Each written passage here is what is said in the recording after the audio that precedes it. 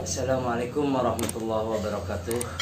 Pada saat ini pemerintah, terutama Kementerian Pendidikan dan Kebudayaan, membuat sebuah kegiatan yaitu pendidikan dan latihan penguatan kepala sekolah. Hal ini untuk mewujudkan peraturan pemerintah, yaitu Peraturan Menteri Pendidikan Nasional Nomor 13 Tahun 2007 tentang standar kepala sekolah atau madrasah, di mana salah satunya mengamanatkan bahwa kepala sekolah merupakan pimpinan tertinggi di sekolah, wajib memiliki 5 dimensi kompetensi, yaitu dimensi kompetensi kepribadian, kompetensi manajerial, kompetensi kewirausahaan, kompetensi supervisi, dan kompetensi sosial.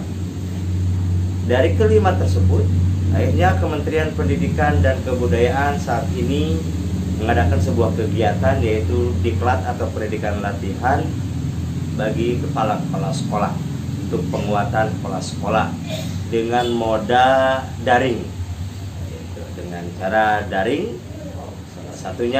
Salah satu tujuan di antara diklat penguatan kepala sekolah yaitu bertujuan untuk meningkatkan kompetensi kepala sekolah sesuai dengan tugas dan fungsinya, dan mendorong kepala sekolah menciptakan sekolah merdeka untuk meningkatkan capaian belajar peserta didik yang bermuara pada terwujudnya student well-being. Itu salah satu tujuan daripada diadakannya diklat penguatan kepala sekolah. Nah, hal ini melalui beberapa macam, ada melalui OJT, ya, on the job training, ada melalui IST juga. Nah, termasuk salah satunya model baru yaitu pengenalan mengenai LMS atau Learning Management System. Nah, untuk Bapak Ibu yang barangkali memerlukan bagaimana teknis masuk LMS, bagaimana proses pembelajaran diklat penguatan kepala sekolah, silahkan ikuti paparan-paparan berikut, ya. Insyaallah mudah-mudahan sesuai dengan pengalaman saya mengikuti penguatan kepala sekolah, ya, insyaallah mudah-mudahan bermanfaat. Caranya sangat mudah dan praktis. Tinggal silakan, jangan skip dulu, silakan lanjutkan sampai video ini sampai dengan selesai.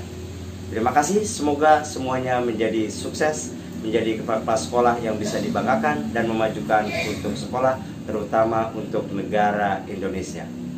Terima kasih. Assalamualaikum warahmatullahi wabarakatuh.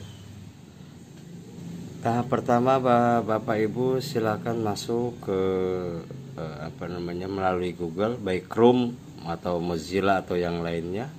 Nah, yaitu kita masuk ke laman Kemdikbud, yaitu sim.tendik.kemdikbud.go.id.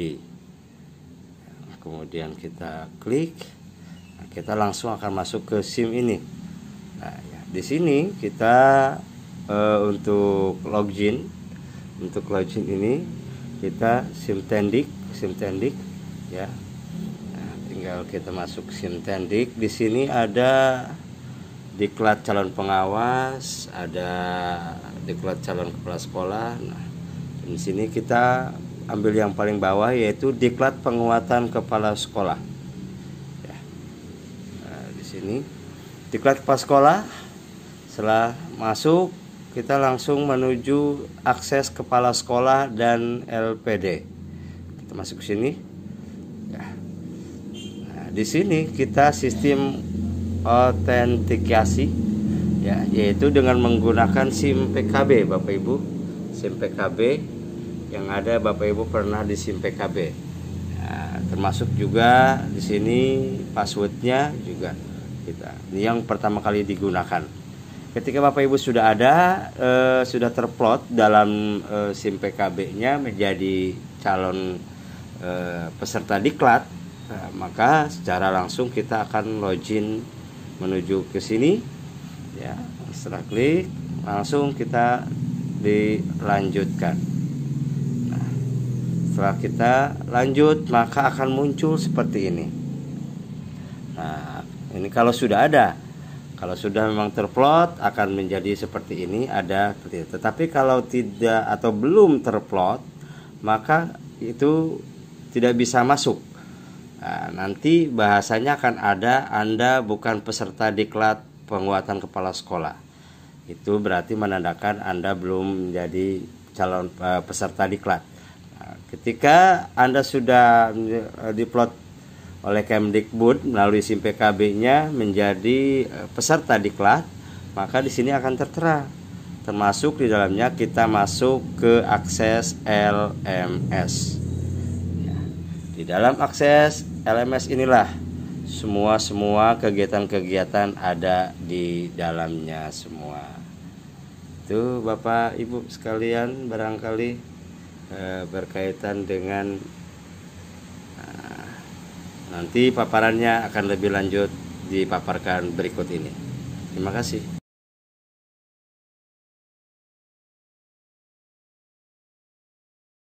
Halaman dashboard. Setelah peserta login ke dalam LMS, maka muncul tampilan dashboard yang berisi beberapa fitur yang akan digunakan dalam pembelajaran, yaitu menu dashboard, site home, calendar, private file, my course, riwayat akses diklat, pilihan bahasa, notifikasi, pesan, profil peserta, dan fitur navigasi pembelajaran. Untuk memulai masuk ke dalam diklat, Bapak Ibu peserta pilih nama diklat yang diikuti, yaitu kelas diklat penguatan kepala sekolah pada riwayat diklat.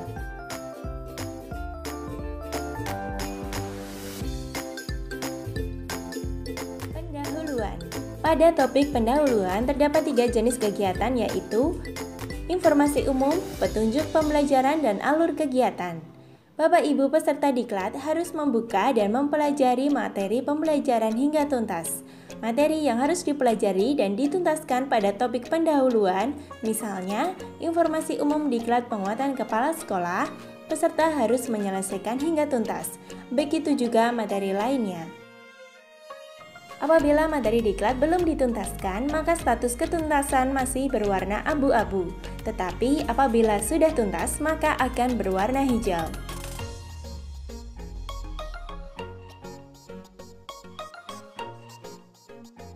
Petunjuk pembelajaran menjelaskan tentang bagaimana proses diklat dilakukan. Kemudian klik selanjutnya untuk melanjutkan membaca materi hingga mengklik akhiri penjelasan umum untuk menyelesaikan materi. Kemudian klik return to kelas diklat penguatan kepala sekolah untuk kembali ke topik utama. Pengisian instrumen. Materi diklat selanjutnya yaitu mengerjakan tugas 1, yaitu mengisi instrumen AKPK yang berada pada topik OJT 1. Kemudian, klik tugas 1, mengisi instrumen AKPK, lalu dibaca dan dipahami petunjuk pengisian. Kemudian, klik answer the question. Lakukan pengisian kuesioner pada setiap pernyataan yang tersedia. Jangan sampai ada yang terlewat. Setelah selesai, klik Submit Question, lalu klik Continue, maka kita dapat melihat hasil pengisian kuesioner yang sudah Bapak Ibu lakukan.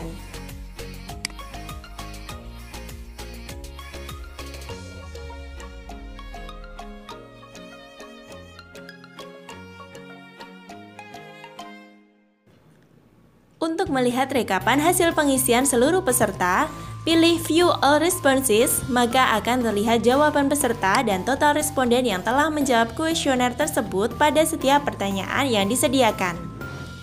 Jika sudah selesai, maka kembali ke topik sebelumnya pada kegiatan OJT 1.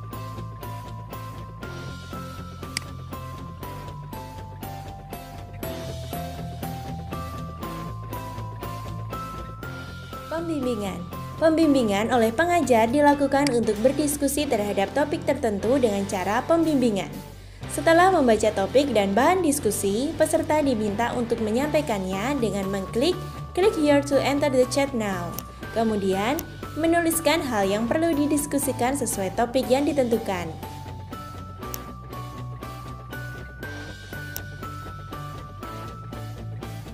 Atau dapat juga dengan mengklik Use More Accessible Interface. Kemudian ditulis isinya. Perbedaannya di sini dapat melihat riwayat chat pembimbingan sebelumnya. Setelah selesai, kembali ke topik diklat sebelumnya.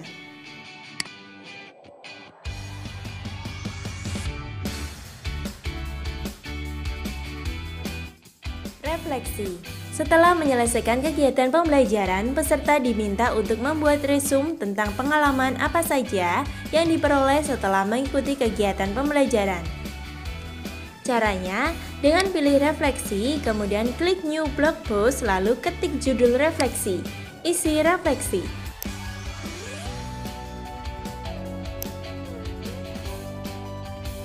Apabila ada file dokumen yang perlu dilampirkan, maka scroll ke bawah, lalu klik gambar dokumen, pilih file yang akan diunggah,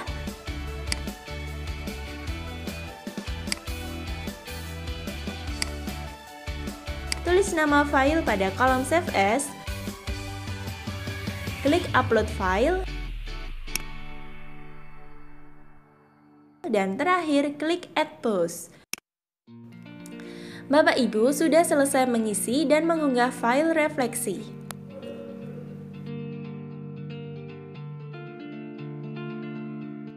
Mengumpulkan tugas. Setelah Bapak Ibu menyelesaikan tugas, langkah selanjutnya adalah mengunggah tugas ke dalam LMS. Caranya dengan mengklik pengumpulan tugas,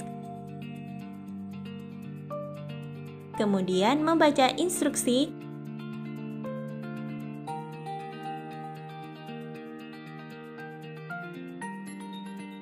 lalu mengunggah tugas dengan mengklik gambar dokumen, pilih file, kemudian pilih dokumen yang akan diunggah. Ketik nama tugas pada kolom Save As,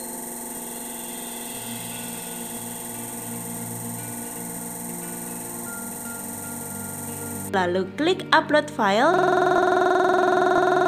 dan terakhir klik Save Change.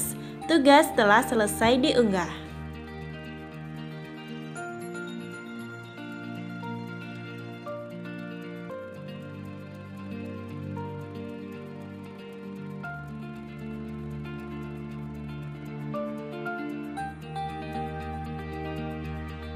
Mengedit dan menghapus tugas. Apabila tugas yang dikirimkan salah atau diminta untuk diperbaiki, Bapak Ibu masuk ke pengumpulan tugas.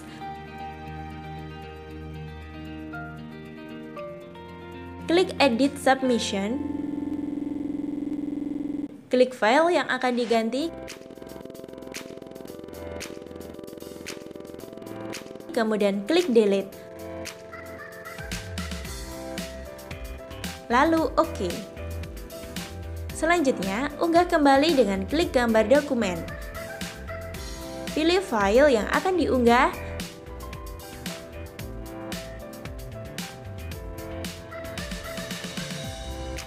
Tulis nama file pada kolom Save As. Klik Upload File. Dan terakhir klik Save Change.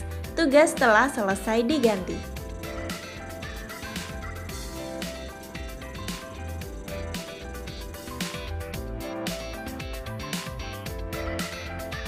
Membaca dan mengirimkan pesan. Pada halaman dashboard pojok kanan atas akan terlihat gambar chat. Pada gambar tersebut terlihat ada angka 1 yang menunjukkan bahwa ada satu buah pesan yang belum terbaca. Caranya dengan mengklik gambar pesan, kemudian klik pesan yang belum dibaca, maka notifikasi angka pada gambar pesan akan hilang. Bapak Ibu membalas pesan tersebut dengan mengetik isi pada kotak pesan, kemudian klik gambar kirim, maka pesan telah terkirim. Selain pesan secara personal, terdapat juga pesan grup.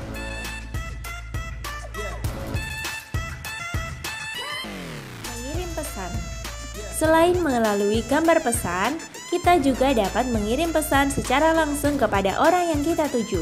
misalnya dengan salah satu peserta. Caranya dengan mengklik participants, cari nama yang akan dikirimi pesan, lalu klik message. Kemudian ketik isi pesan, lalu klik kirim pesan.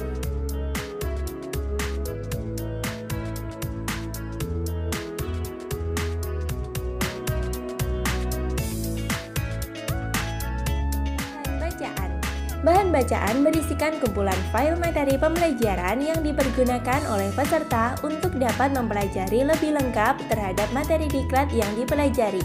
Langkahnya, dengan mengklik bahan bacaan, maka akan tampil beberapa file bahan bacaan yang dapat dibaca atau diunduh oleh peserta diklat. Caranya dengan mengklik nama file yang akan dibuka.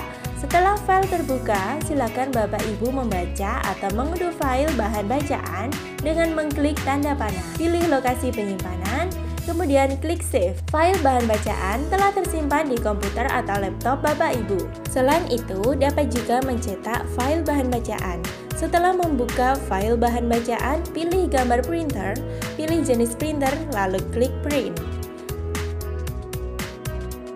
Langkah yang sama dilakukan pada bahan bacaan selanjutnya.